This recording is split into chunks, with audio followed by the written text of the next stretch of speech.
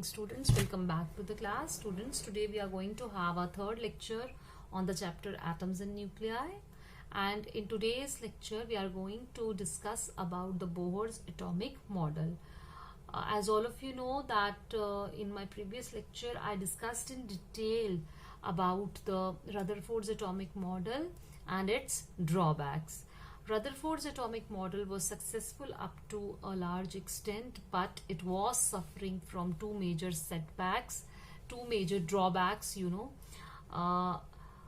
those drawbacks were, first of all, it could not explain the stability of an atom, and second one was that it was not able to explain the discrete spectral lines in case of the hydrogen atom and other atoms.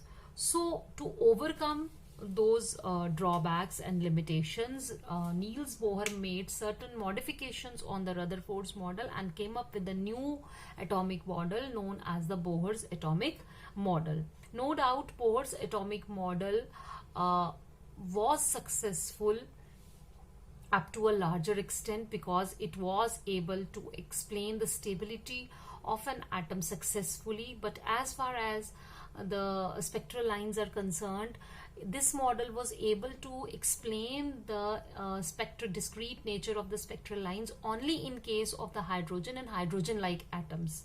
As far as the atoms with more than one electrons is concerned, this model was not applicable. So the more clearer picture was of the spectral lines was given by the quantum mechanics model of an atom. In Niels Bohr's atomic model, Niels Bohr actually combined the classical physics as well as the modern physics. So this model is also known as the semi-classical model of an atom. So first of all, we will discuss its postulates. Niels Bohr basically gave three postulates. We have divided those three postulates into 4-5 points. So first point was that an atom consists of a small and massive central core. It was the same which Rutherford has given. First point means nuclear concept is similar.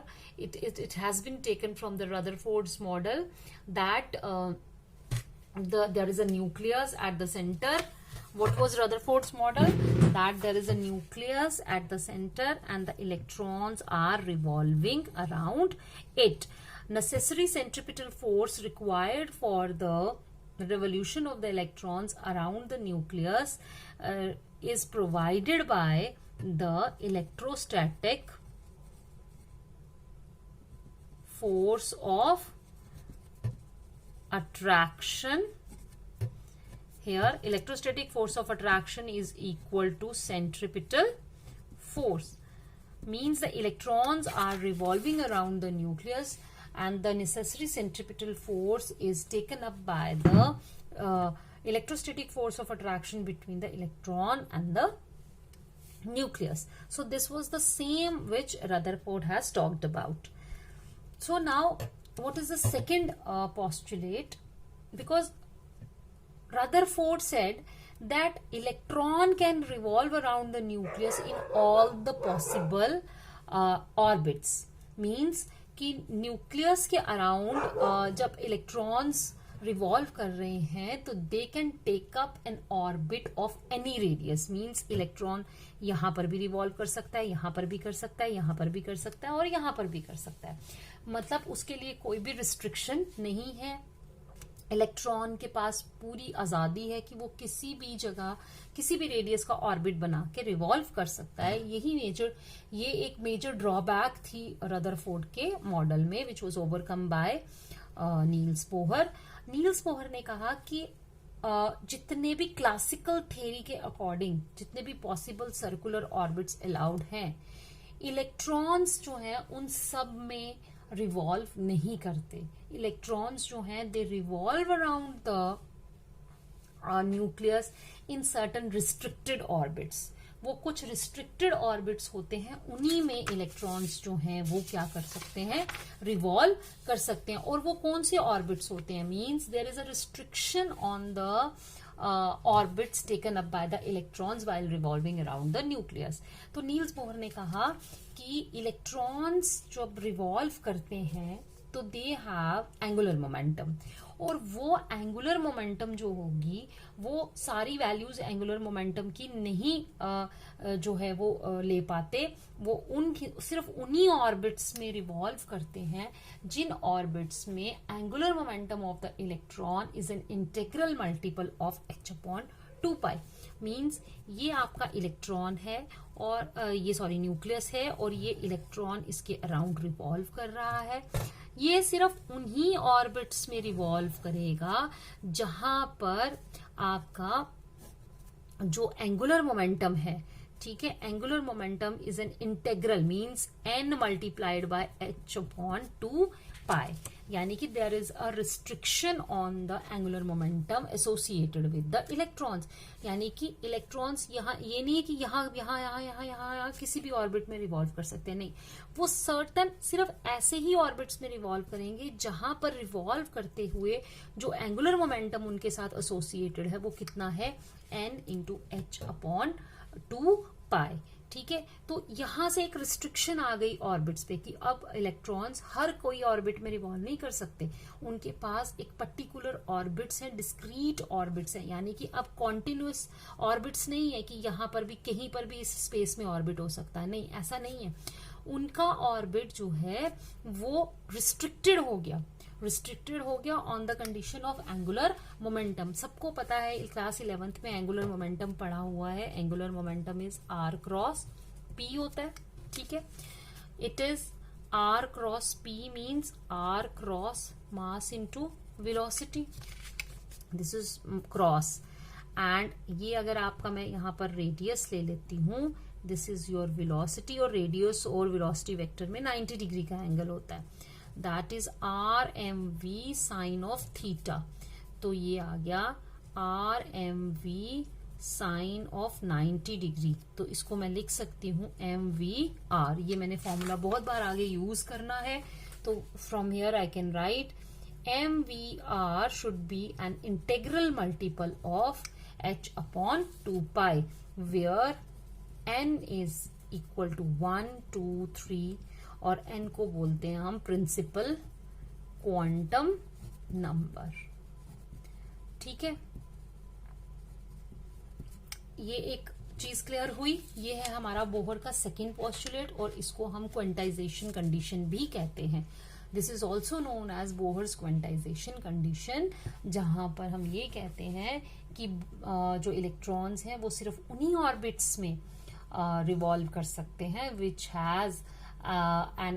has angular momentum equal to an integral multiple of h/2π।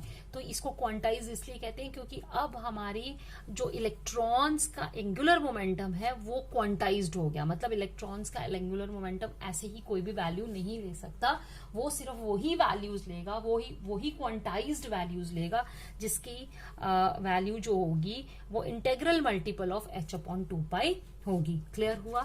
Now comes कि stationary orbit का concept, क्योंकि Rutherford के accordingly जो Rutherford का model था उसमें electrons continuously revolve कर रहे हैं around the nucleus in any orbit, and according to the classical theory कि जब भी कोई इलेक्ट्रॉन रिवॉल्व करता है तो it emits out electromagnetic radiation. ठीक है, मगर नील्स बोहर साहब ने जो एक्सप्लेनेशन दी, उन्होंने कहा कि इलेक्ट्रॉन्स रिवॉल्व करते हैं, ऑर्बिट्स में ही रिवॉल्व करते हैं अराउंड द न्यूक्लियस, बट उन ऑर्बिट्स में वो ऑर्बिट्स जो होते हैं वो स्टेशनरी होते हैं। Stationary means stable orbits. Stable orbits means कि while revolving around the nucleus in the orbits में जब वो रिवॉल्व कर रहे हैं तो they do not radiate any kind of energy, और इसीलिए उनको हम स्टेशनरी ऑर्बिट्स या स्टेबल ऑर्बिट्स कहते हैं, because electrons while revolving in the stationary orbits are stable, they do not lose any energy when they are revolving in the orbits around the nucleus. So that's why they are known as, अब वो orbits नहीं, अब हम उनका more precise नाम एक दे देंगे, and that is known as energy levels और स्टेट्स. ठीक है, तो अब जैसे ये हो गई, ये और एक ये हो गया, बाहर हम जो शेल्स हैं वो ड्रॉ, अब हम शेल्स नहीं बोलेंगे, पहले हम उसको शेल्स बोलते थे, अब हम उसको बोलेंगे एनर्जी लेवल्स. ठीक है, और हर लेवल के साथ एक फिक्स्ड अमाउंट ऑफ एनर्जी जो है वो एसोसिएटेड है. मतलब अगर हमारा ये वाला एनर्जी लेवल है तो इसमें जो इलेक्ट्रॉन्स रिवॉल्व कर रहे हैं उनकी एनर्जी फिक्स्ड है, इसमें जो इलेक्ट्रॉन्स रिवॉल्व कर रहे हैं उनकी एनर्जी फिक्स्ड है, और इलेक्ट्रॉन्स वही एनर्जी लेंगे जो उस एनर्जी लेवल की एनर्जी होगी. मींस ये वाला जो ऑर्बिट है उसकी एक फिक्स्ड एनर्जी है, इस वाले की एक फिक्स्ड एनर्जी है, तो जो इलेक्ट्रॉन्स इसमें रिवॉल्व कर रहे हैं उनकी भी वो एनर्जी होगी. तो ठीक है, while revolving in a fixed energy, while revolving in a stationary orbit, the electrons are having the fixed energies, वो अपनी एनर्जी लूज नहीं करते हैं. The electron does not radiate any kind of energy while revolving in stationary orbits. ठीक है, तो अब इसका मतलब क्या है कि क्या इलेक्ट्रॉन्स जो हैं वो एनर्जी रेडिएट करेंगे ही नहीं? नहीं, वो करेंगे रेडिएट, एनर्जी रेडिएट करेंगे, लेकिन जब तक वो एक फिक्स्ड एनर्जी लेवल में घूम रहे हैं तब तक कोई एनर्जी रेडिएट नहीं होगी. एनर्जी कब रेडिएट होगी? एनर्जी रेडिएट होगी when there is a transition between the energy levels. ठीक है, फॉर एग्जाम्पल मैं आपको यहाँ पे एनर्जी लेवल्स ड्रॉ करके बताती हूँ. This is my energy level N1 and this is energy level N2.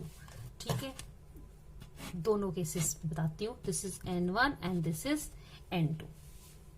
अब क्या होगा कि ये इलेक्ट्रॉन्स एनर्जी एब्जॉर्ब भी करते हैं और ये इलेक्ट्रॉन्स एनर्जी एमिट भी करते हैं, लेकिन उसके लिए कंडीशन क्या है कि there must be a transition between the energy levels. ठीक है, इलेक्ट्रॉन्स जो है वो ट्रांजिशन करेंगे between these energy levels, means there is absorption as well as the emission of the radiation. Emission भी होगी, एब्जॉर्प्शन भी होगी, लेकिन कब होगी?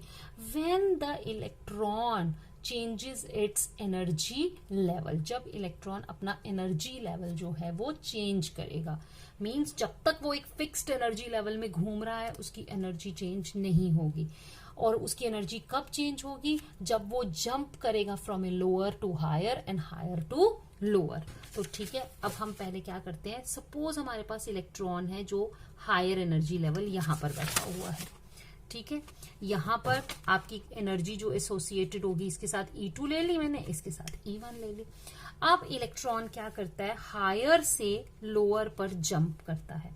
जब वो हायर से लोअर पर जंप करेगा तो ऑब्वियसली यहां से एक रेडिएशन एमिट होगी. ठीक है, और ये जो h न्यू फ्रीक्वेंसी की रेडिएशन एमिट होगी, ये जो रेडिएशन यहां से ये जो एनर्जी आई, ये एनर्जी होगी ऑफ ए सिंगल फोटोन. मैंने पहले भी आपको डुअल नेचर में पढ़ाया है कि E is equal to h nu जो एनर्जी होती है, that energy is associated with a single photon. तो ये किसके बराबर होगी? ये होगी E2 माइनस E1.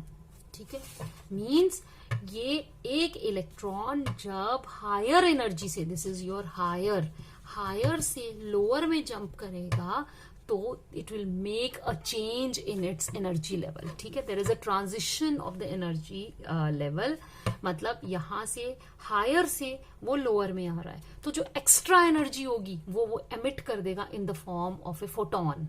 ठीक है, एक सिंगल फोटोन इस एनर्जी का एमिट आउट हो जाएगा. नाउ कम्स द केस कि अगर आपके पास यहां पर लोअर एनर्जी लेवल पर एक इलेक्ट्रॉन है, ये अपने आप कभी भी हायर एनर्जी लेवल पर नहीं जाएगा जब तक कि इसको एनर्जी नहीं मिलेगी, बिकॉज इसकी एनर्जी जो है ये हायर है और ये लोअर है. अब लोअर से हायर एनर्जी लेवल में जाने के लिए, क्योंकि इसकी एनर्जी फिक्स्ड है, इसकी भी एनर्जी फिक्स्ड है, इसको लोअर से हायर में जाने के लिए एनर्जी चाहिए. तो यहां से अगर ये रेडिएशन एब्जॉर्ब करता है, क्या करता है? एब्जॉर्ब करता है, तो ये ट्रांजिशन करेगा to the higher energy level. यहां पे एमिशन हो रही है और यहां पे क्या हो रही है? एब्जॉर्प्शन हो रही है. ठीक है, यहां पे क्या हो रही है? एब्जॉर्प्शन हो रही है और यहाँ पर एमिशन हो रही है। ये जो होगी that will be E1 minus E2 की रेडिएशन। ये क्या करेगा, एब्जॉर्ब करेगा और ऊपर चला जाएगा, यहां से ये इमिट करेगा और बाहर आ जाएगा। ठीक है, इट्स क्लियर। ठीक है, नाउ आई विल, अब हम लोग फाइंड आउट करेंगे properties of electron in Bohr's atomic model. क्या properties means velocity, then radius, velocity, kinetic energy. आज मैं आपको एक दो पैरामीटर इसके करवाऊंगी, तो फिर हम देखते हैं क्या इसके फॉर्मूलाज यहाँ पर डिराइव होते हैं। तो मैंने आपको जैसे कि पहले ही बता दिया कि बोहर्स एटॉमिक मॉडल जो था, it was specifically designed for the atoms having one electron in its outermost, one electron in its orbit. ठीक है, तो हमने क्या किया, यहाँ पर सपोज मैंने एक ले लिया यहाँ पर न्यूक्लियस, ठीक है, और ये ले लिया मैंने इलेक्ट्रॉन, एक इलेक्ट्रॉन वाला मॉडल, क्योंकि बोहर्स एटॉमिक मॉडल आपको पहले ही बोल दिया कि इट कुड एक्सप्लेन, ये किस किस पे एप्लीकेबल होता है, हाइड्रोजन पर एंड हाइड्रोजन लाइक। अब हाइड्रोजन लाइक क्या होते हैं, हाइड्रोजन लाइक एटम्स मींस क्या होंगे वो, हैविंग वन इलेक्ट्रॉन। क्या कंडीशन होनी चाहिए, एक यहां पर पॉजिटिव चार्ज होना चाहिए, न्यूक्लियस के पास पॉजिटिव चार्ज होता है, मतलब पॉजिटिव होना चाहिए ये सेंटर में पॉजिटिव चार्ज, और इलेक्ट्रॉन, एक इलेक्ट्रॉन जो है वो रिवॉल्व कर रहा होना चाहिए। अब हाइड्रोजन के पास हाइड्रोजन जो है वो क्या है, वन इलेक्ट्रॉन है उसके ऑर्बिट में। उसके बाद हीलियम वन पॉजिटिव, तो अगर हम हीलियम वन पॉजिटिव लें तो इसका मतलब ये हुआ कि हीलियम का न्यूक्लियस तो वही है, लेकिन उसमें से एक इलेक्ट्रॉन जो है वो हमने रिमूव कर दिया है और उसके पास क्या बच गया, एक इलेक्ट्रॉन बच गया। उसी तरीके से आप लिथियम 2 पॉजिटिव ले लो। लिथियम 2 पॉजिटिव में हमने क्या किया है, इसके पास बेसिकली लिथियम के पास 3 इलेक्ट्रॉन्स होते हैं।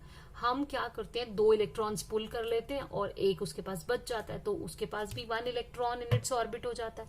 तो ये hydrogen, helium 1 positive, lithium 2 positive, beryllium 3 positive, ये सारे एटम्स ऐसे हैं जिनके ऑर्बिट में एक इलेक्ट्रॉन है। और एक इलेक्ट्रॉन वाले एटम का जो मॉडल है वो हम एक्सप्लेन, एक इलेक्ट्रॉन वाले एटम की जो स्पेक्ट्रल लाइंस आती हैं वो हम एक्सप्लेन कर सकते हैं successfully on the basis of Bohr's atomic model, or rather we can say that Bohr's atomic model is applicable for hydrogen and hydrogen like, क्योंकि वो डिजाइन ही इसके लिए किया गया था, एक्सप्लेनेशन ही वन इलेक्ट्रॉन वाले एटम के लिए दी गई थी, क्योंकि इन्होंने न्यूक्लियस और इलेक्ट्रॉन की इंटरेक्शन तो कंसीडर की, लेकिन इलेक्ट्रॉन की इंटरेक्शन ये कंसीडर नहीं कर पाए थे, जिसकी वजह से ये सिर्फ एक इलेक्ट्रॉन वाले मॉडल का ही ये एक्सप्लेनेशन सही तौर से दे पाए थे। अब हम क्या करेंगे, we'll find out the radius of nth orbit of Bohr's atomic model. ठीक है, radius of nth orbit of Bohr's atomic model. अब देखो इसमें क्या करना है, हमने लिया, let us consider an atom having one electron and atomic number कितना, Z। ठीक है, तो बताओ आपका न्यूक्लियस का चार्ज क्या हो गया। So charge of one electron is equal to E and charge on of nucleus कितना हो जाएगा, ये माइनस ही हो गया ना, ये प्लस ZE। ठीक है, अब हम क्या करेंगे, first of all applying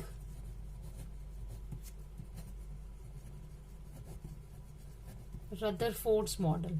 Rutherford के मॉडल ने क्या कहा था कि जो सेंट्रिपिटल फोर्स है वो कौन प्रोवाइड कर रहा है, वो प्रोवाइड कर रहा है electrostatic force of attraction between the nucleus and electron. तो फ्रॉम रदरफोर्ड्स मॉडल हमारे पास आ जाएगा centripetal force is equal to electrostatic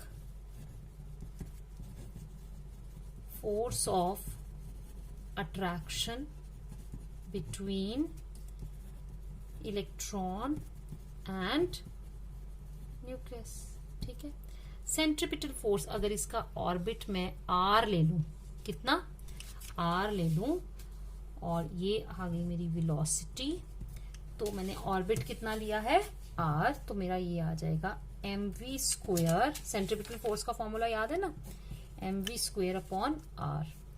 और इलेक्ट्रोस्टैटिक फोर्स ऑफ अट्रैक्शन आ गया 1/4 pi epsilon naught Q1 Q2 upon R square. ये ठीक है, 1 अब Q1 मेरा आ गया E और Q2 आ गया ZE और आर स्क्वायर। इट एम्प्लॉयज ये आ गया 1/4 pi epsilon naught ZE square upon R square. Keep it as equation number 1। ठीक है, now comes from Niels Bohr model. Niels Bohr model की क्या कंडीशन थी कि जो आपका एंगुलर मोमेंटम है that should be equal to NH upon 2 pi. ठीक है, अब मैंने क्या करना है, इस इक्वेशन को स्क्वायर कर लेना है। ठीक है, इसको रखो second, squaring second, we get क्या आएगा, m square v square R square is equal to n square h square upon 4 pi square. और ये मेरी बन गई थर्ड इक्वेशन। अब मैं लिखूंगी डिवाइडिंग 1/3, मतलब पहली वाली इक्वेशन को 3 के साथ डिवाइड कर दो। क्या आया, m square v square R square into R upon mv square. मैं डिवाइड कर रही हूं ना, तो इसलिए इसको उल्टा कर रही हूं। यहां वाली साइड से आया n square h square 4 pi square, ये उल्टा हो जाएगा 4 pi epsilon R square upon ZE square. जो जो कटता है काटो। यहां से मेरा कटा सबसे पहले आर स्क्वायर और आर स्क्वायर काटूंगी। ठीक है, इसका मैं एक m काटूंगी, ये मेरा 4 पाई कट गया, और कुछ कटता है, और v स्क्वायर और v स्क्वायर कट गया। अब देखो क्या बचा मेरे पास, यहां से एक m बचा है, तो r आया मेरे पास, r is equal to n square h square. देखो इस साइड क्या आया, n स्क्वायर h स्क्वायर, यहां पर एप्सिलॉन नॉट ही बचा, सिर्फ एप्सिलॉन नॉट। ठीक है, इस साइड मेरा m बचा था, वो यहां चला जाएगा नीचे, और यहां पाई भी बचा हुआ है, m पाई ZE स्क्वायर, m पाई ZE स्क्वायर। ये मेरी r की वैल्यू आई। किसकी वैल्यू आई, r की वैल्यू मीन्स अब मैं इसको, क्योंकि n है, ये nth ऑर्बिट है ना, तो हम यहाँ पर इसके साथ साथ मैं यहाँ पर लिखूंगी फॉर nth ऑर्बिट, क्योंकि n मेरा साथ साथ चल रहा है, तो ये आ जाएगा हमारा यहाँ पर r n। ठीक है, ये सबके साथ मेरा n आएगा। ठीक है, तो ये आ गया मेरा n। ये r nth ऑर्बिट का रेडियस मेरा निकल रहा है। अब देखो इसमें n और z को छोड़कर बाकी सब कांस्टेंट है, तो मैं अगर इन सब कांस्टेंट्स की वैल्यू लगाऊं, ये कांस्टेंट और ये कांस्टेंट, h की वैल्यू क्या है 6.6 इंटू 10⁻⁻34 जूल सेकेंड, एप्सिलॉन की वैल्यू है 8.854 इंटू 10⁻⁻12 न्यूटन मीटर स्क्वायर पर केजी स्क्वायर। उसके बाद m mass of the electron 9.1 into 10⁻⁻31 kg, और इलेक्ट्रॉन का जो चार्ज है, ये जब वैल्यूज मैं इसमें सब्स्टिट्यूट करूंगी तो ये कैलकुलेशन जो मेरी निकलेगी 0.529 क्या है, n square upon z angstrom. ठीक है, ये निकली। क्लियर हुआ? अब मैं क्या करूंगी, for nth orbit of hydrogen atom, हमारा z किसके बराबर आ जाएगा, 1 के, क्योंकि हाइड्रोजन एटम है, तो वो आ गया Rn is equal to 0.529 into n square angstrom. ठीक है, अब आया for first orbit of hydrogen atom. ठीक है, फर्स्ट ऑर्बिट में जब मैं ये वैल्यू सब्स्टिट्यूट करूंगी तो मेरा जो ये जो फर्स्ट ऑर्बिट की वैल्यू निकलेगी वो आएगी, उसको हम स्पेसिफिकली डिनोट करेंगे AO से, वो आएगी 0.529 एंगस्ट्रॉन्ग। ठीक है, this is known as Bohr's radius and it is the radius of first orbit of hydrogen atom। ठीक है, first orbit of hydrogen atom.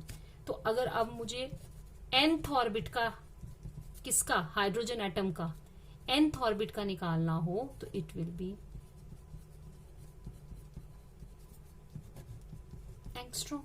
ठीक है, तो ये आपके पास फॉर्मूला आ गया। इसको आप ऐसे भी लिख सकते हो कि it is A0 n square angstroms. ठीक है, तो this gives you the formula for nth orbit of the hydrogen atom. Radius for the nth orbit of the hydrogen atom वो हमारा निकल गया 0.529 into N square angstrom. First orbit होगा तो सिर्फ 0.529। अगर आपको सेकेंड ऑर्बिट पूछा जाता है तो because it is directly proportional to N square, तो वो आ जाएगा हमारा 2 का स्क्वायर 4 इंटू 0.529 एंगस्ट्रॉम। इस तरीके से ये हमारे, अब हमें पता चल रहा है ना, परमिटेड रेडियस वाले ही ऑर्बिट्स इसमें हम ले पा रहे हैं। बाकी वाले जैसे कि रदरफोर्ड में था कोई भी रेडियस आ जाता था, नो, यहाँ पर आपने देखा सिर्फ एक रिस्ट्रिक्टेड ऑर्बिट्स हैं, वो रेडियस हैं जिसमें कि इलेक्ट्रॉन्स रिवॉल्व कर सकते हैं। अब हम इसी चीज को for hydrogen like atoms, for example आप ले लो, for hydrogen like atoms helium और लिथियम 2 पॉजिटिव, आपका Rnth का जो फॉर्मूला है वो क्या बनेगा, वहां पर it will be 0.529 into N square upon Z. ठीक है, तो अगर आपको हीलियम का निकालना है तो वहां पर आपको हीलियम का एटॉमिक नंबर लिखना पड़ेगा। यहाँ पर इलेक्ट्रॉन तो 1 है लेकिन सब चीजें वैसी हैं, सिर्फ एटॉमिक नंबर चेंज होगा, क्योंकि न्यूक्लियस जो है हीलियम का, उसके अंदर तो 2 प्रोटॉन होंगे और 2 न्यूट्रॉन है, इसलिए उसका चार्ज जो है वो डिफरेंट हो जाएगा हाइड्रोजन से। यहाँ पर तो हमने Z इक्वल टू 1 लिया था हाइड्रोजन का, क्योंकि हाइड्रोजन के न्यूक्लियस के अंदर 1 प्रोटॉन और 1 न्यूट्रॉन ही होता है। मगर जब हम जब हम हीलियम की बात करते हैं, हीलियम 1 पॉजिटिव की, तो चाहे इसमें हमने इसके एक इलेक्ट्रॉन को हमने बाहर निकाल दिया और इसके पास एक ही इलेक्ट्रॉन है, लेकिन इसका न्यूक्लियस जो है वो अभी भी, उसका जो चार्ज है वो 2 पॉजिटिव है। उसी तरीके से लिथियम लेंगे, उसका चार्ज 3 पॉजिटिव होगा, तो Z जो है वो डिफरेंट होगा for the hydrogen like atoms. Hydrogen like atoms का मतलब यहाँ पर ये है कि they have the same number of electrons but their nucleus have different charges. ठीक है, न्यूक्लियस जो है उनके पास different number of protons neutrons होंगे। तो I hope it is clear. अब नेक्स्ट लेक्चर में हम लोग इसकी स्पीड है, फिर काइनेटिक एनर्जी है, पोटेंशियल एनर्जी है, वो लेंगे। ठीक है, आज मैं आपको इतना ही कराऊंगी। तो आप लोग ध्यान से जो पिछले वाले वीडियोस हैं वो भी देखिए, उनकी कॉन्टिन्यूटी में इस वाले लेक्चर को भी इंक्लूड कीजिए। आपको तब तक समझ नहीं आएगा जब तक कि आप सारे लेक्चर्स जो है वो कॉन्टिन्यूटी में नहीं पढ़ेंगे। If you start viewing any one of the lectures randomly, तो you people won't be able to understand, और आपको लगेगा ये चैप्टर तो है ही अच्छा नहीं है, ये हमें समझ नहीं आ रहा, बोरिंग है। क्योंकि अगर आप कॉन्टिन्यूटी तोड़ते हैं तो कोई भी चीज आपको आसानी से समझ नहीं आती है। कुछ भी पढ़ने के लिए रेगुलरिटी इज मस्ट। ठीक है, तो आई होप कि आप लोग वीडियोस देख रहे हो, लाइक कर रहे हो। तो अगर नहीं देख रहे हो तो that's your choice, I can't help you, but आपको देखने चाहिए। आप लोगों को आपने पढ़ना है, मैं आपको नोट्स भी सेंड करती हूँ, आप नोट्स भी गो थ्रू कीजिए, आप इसको अपनी कॉपीज पे नोट डाउन कीजिए। और अगर कोई आपको डाउट इसमें आती है, कोई चीज आपको समझ में नहीं आती, तो यू कैन कॉल मी। तो thank you so much. Till my next video, stay home, stay safe.